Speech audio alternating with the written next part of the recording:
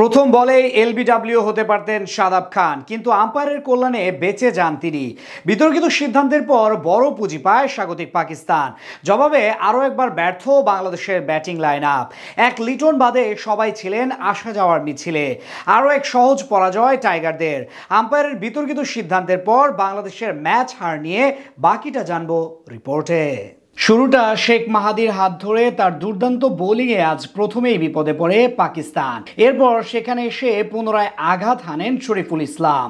আরব আমিরাত থেকে মলিন স্মৃতি নিয়ে আজ পাকিস্তানের বিপক্ষে মাঠে নামে বাংলাদেশ। টস করে এদিন ব্যাট করার সিদ্ধান্ত নেন স্বাগতিক অধিনায়ক সালমান আলী আগা। বিপরীতে বল করতে নেমে প্রথম ওভারেই দলকে সাফল্য এনে দেন সহ অধিনায়ক শেখ মাহাদি। তার অফ স্টাম্পের উপর ব্যাক অফ লেংথের ডেলিভারি বুঝতেই পারেননি তারকা ওপেনার সাইম আয়ুব। ফলাফল ব্যাট আগে চালিয়ে দিয়ে সহজ ক্যাচ দেন বোলারের কাছে। প্রতিপক্ষ শিবিরে আঘাত জোরালো করেন শরীফুল ইসলাম। তার মিডল স্টাম্পের উপর বল ইন সুইং করবে নাকি আউট সুইং তা বুঝতেই পারেননি ফখর জামান। ফলস্বরূপ এলবিডব্লিউর ফাঁদে পড়ে মাত্র 1 রান করে বিদায় নেন এই বামহাতি ওপেনার। স্বাগতিকদের সেই ধাক্কা সামাল দেন ক্যাপ্টেন সালমান আলী আগা এবং মোহাম্মদ হারিস। দুজন মিলে বেশ ভালোভাবে ব্যাট চালাতে থাকেন টাইগার বোলারদের বিপক্ষে।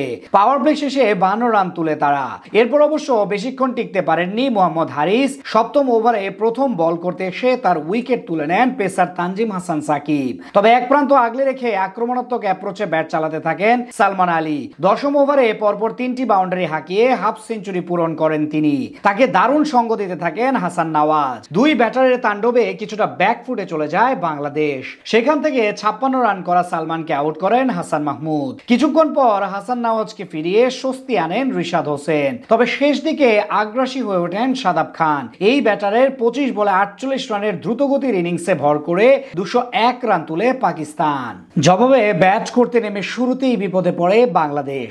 এক বাউন্ডারি মেরে ভালো ইঙ্গিত দিলেও এরপর আর কোনো রানই করতে পারেননি পারভেজ হোসেন ইমন। এদিকে এক প্রান্ত আগলে রেখে দারুণ ব্যাট করতে থাকেন তানজিদ তামিম। স্বাগতিক বোলারদের বেশ ভালোভাবে সামাল দিচ্ছিলেন তিনি, কিন্তু চতুর্থ ওভারে হাসান আলীর বলে ডিরেক্ট বোল্ড হয়ে 17 বলে 31 রান করে সাজঘরে ফিরেন এই ওপেনার। 2 উইকেট হারানোর পর টাইগারদের হাল ধরেন ক্যাপ্টেন লিটন কুমার দাস। তাকে সঙ্গ দিতে থাকেন তাওহিদ হৃদয়। এই দুই ব্যাটার মিলে বেশ ভালোভাবে টেনে ধরেন উইকেটের লাগাম। শেষ 9 ওভারে বাংলাদেশের জয়ের জন্য দরকার ছিল 110 রান। এরপর আর বেশিক্ষণ টিকতে পারেননি লিটন দাস। 12তম ওভারে অর্ধশতক থেকে মাত্র 2 রান পিছিয়ে থাকতে শাদাব খানের শিকার বনে ফেরত যান টাইগার কাপ্তান। এর কিছুক্ষণ পর এলবিডব্লিউর ফাঁদে পড়ে 22 বল থেকে মাত্র 17 রানের গুরুত্বহীন ইনিংস খেলে বিদায় নেন তাওহিদ হৃদয়। উইকেটে এসে বেশিক্ষণ টিকতে পারেননি শামীম পাটোয়ারিও। শুধুমাত্র লড়াই করেন জাকের আলী অনিক, কিন্তু তার 20 বলে 36 রানের ইনিংস শুধু ব্যবধান কমিয়েছে। অর্থাৎ অসহায়ভাবে পরাজয় নিয়ে মাঠ ছাড়ে বাংলাদেশ। এই ম্যাচে প্রথম বলে আউট হতে পারতেন শাদাব খান, কিন্তু আম্পায়ারের কারণে বেঁচে যান তিনি।